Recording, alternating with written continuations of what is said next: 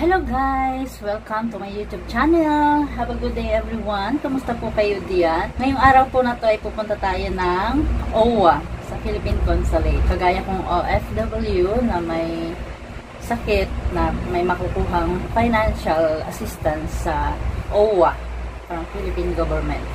So ngayon guys, na-prepare ko naman na lahat ng documents ko. So pagdating na lang doon na lang ako magpapa-Xerox copy. Awa ng Diyos, malakas po ang ating katawan, maganda ang ating pakiramdam sa araw na to at sa araw-araw. Sobra ang init dito guys. I-check ko mamaya yung bus ko anong oras ang daan ng 98A dito sa village namin. Kompleto naman ang aking bag. Nandiyan ang mga documents ko, tubig, lahat-lahat na, wallet. Yan guys. Ayan. At nagtry tayong maglagay ng kilay. Yan. Kilay-kilay. Mamaya, ano na yung burado na yan. Pagkapawisan, sobra. At hindi na rin ako maglalagay ng buhok, guys. Try ko nga.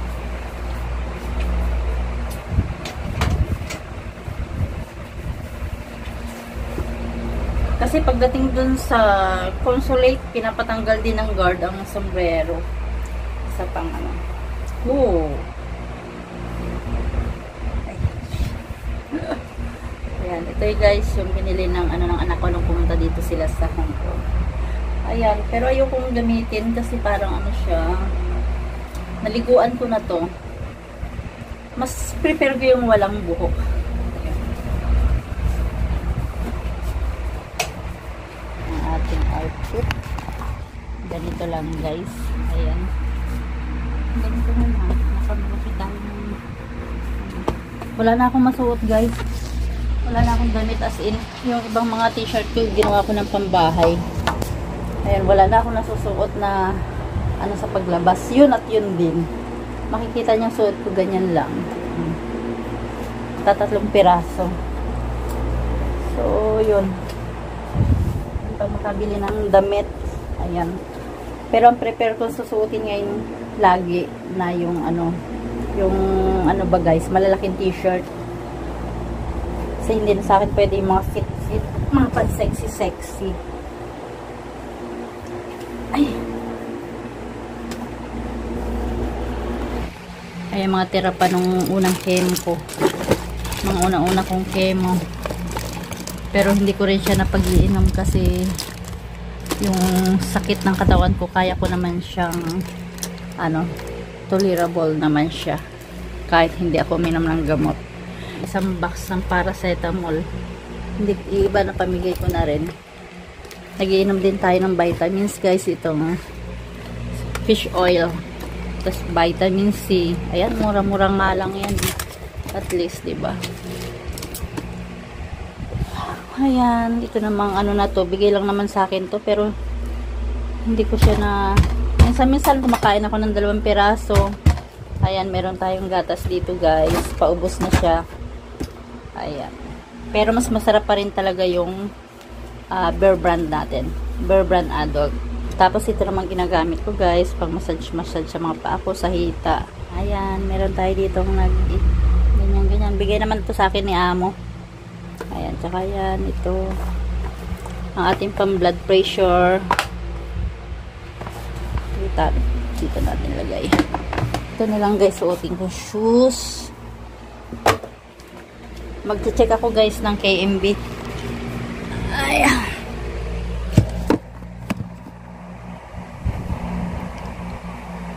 Ayos ba ang ating kilay? Hindi kasi ako marunong magkilay guys. Pero, ayan. I'll try my best.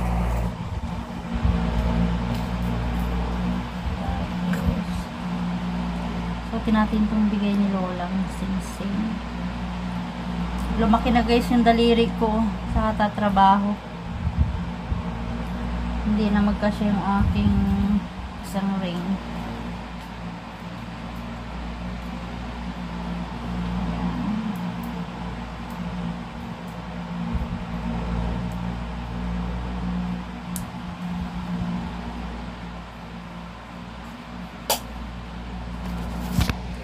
Okay na guys. Lalabas ko lang guys. Bakit kaya may mga dito sa may police, may ambulance, may fire. Fire truck. Oh, ayan. Bakit kaya ano? May sunog ya. Wala namang usok.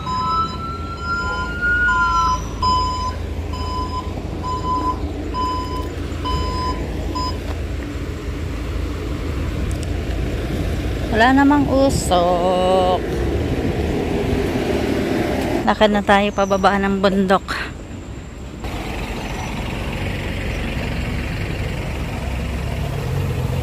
Laging may sunog ngayon dito guys. Gawa ng ano, sobrang init ng panahon. Sobrang init ng panahon guys.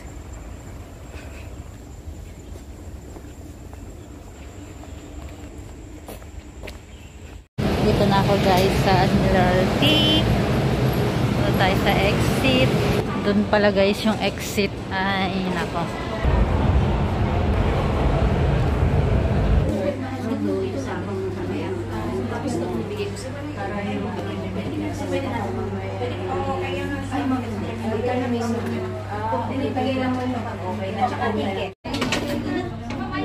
Video ba ganun?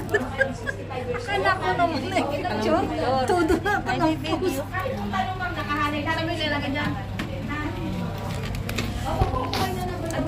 Ayun guys, dito sa OWA, libre snack. Coffee, libre snack. Pagpunta ka dito sa OWA, sa Philippine Consulate. Tapos na ako guys sa OWA. So, makikikape kami ni Melay. Makikikape kami dito sa OWA.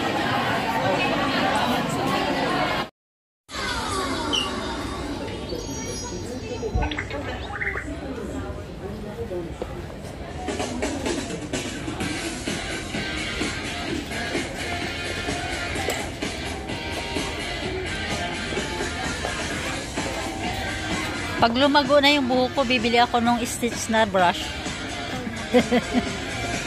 Hi. Cutex.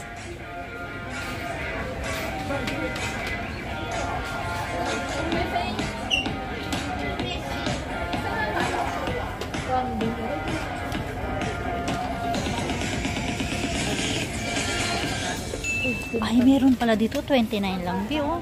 Alin pang eyebrow. Yan man, ito man din yung binili ko. Sayang. Hindi yan. Dapat dito na lang. Bakit siya ka bumili? Saan ba ako bumili? Central? Yan, mukhang pa rin naman ang ating tanghalian.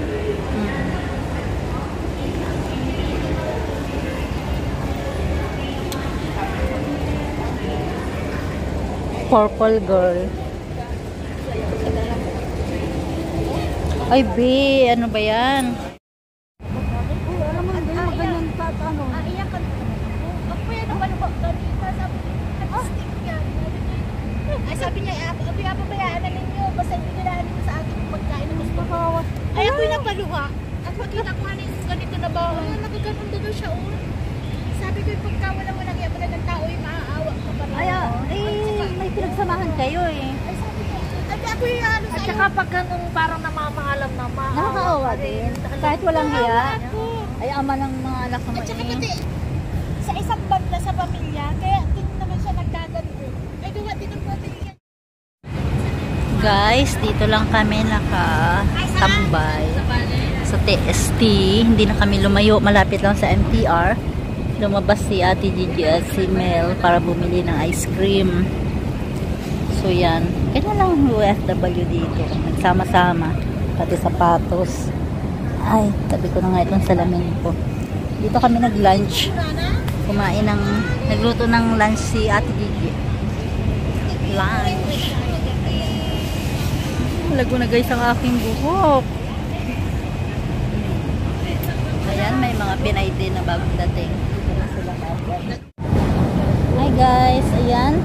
Pagkatapos po natin sa Consulate, Philippine Consulate, dumiretso na tayo dito sa TST kasi nga sabi ko nga nagluto si Ate Gigi ng lunch. Ayun, tapos ngayon dito kami nakatambay sa park sa Chinchachoy, malapit sa kanila. Hindi naman ito yung Poland Park. Kasi dito lang kami may park dito. Ayan, sa ilalim kami ng puno.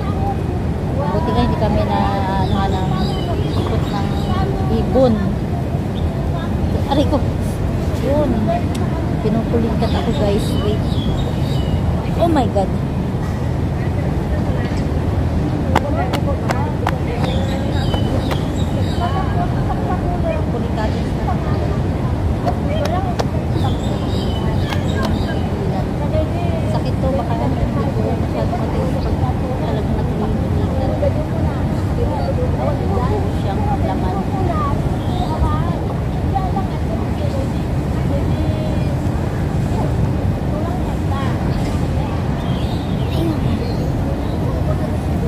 guys, naayos ko naman yung inaasikaso ko sa OWA. Yan, nagpasa lang ako ng medical certificate, tapos yung postal slip,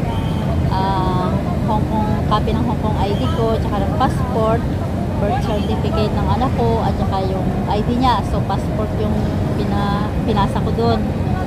Yun guys, at ayun, ang sabi doon after 3 weeks tatawag ang OWA sa anak ko yung mag-claim doon sa Pinas. So, sana naman guys maging maayos yung maging smooth lang yung process, walang masyadong enche. At least maka-claiman sila sa Pinas. Ayun, may pang gastos na sila kung ano naman, hindi natin alam kung anong magiging okay, maayos sa lahat. So, tingnan natin kung magkano ngayon makukuha sa OWA ng aking medical financial assistance. Mas maganda nga sana guys kung dito, kasi dito kailangan. Pero at least kung matatanggap sila doon, hindi ko na kailangan magpadala. Nag-ano lang si Ate Didi at si Melissa, pumunta sila ng marketplace. Bibili daw ng ice cream. Kasi may voucher si Hipag ko, guys, dito daw. Pero bawal naman sa akin guys ang ice cream. Pero titikim ako kasi nga hindi naman palagi. Pagkain tayo ng marami dito. Pagkakain tayo ng marami. Ito lang buhay namin dito. Tambay-tambay sa park.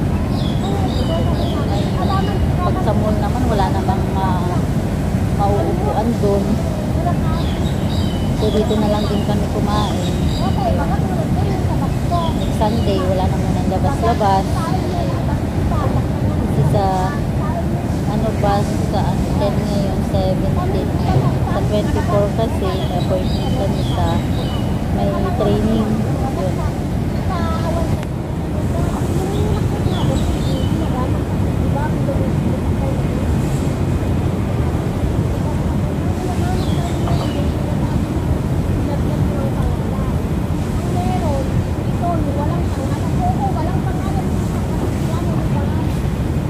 May kalapati guys.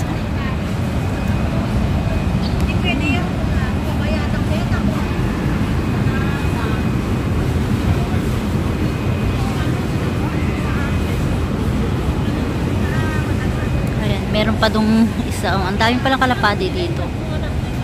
Ayan guys. Tawa.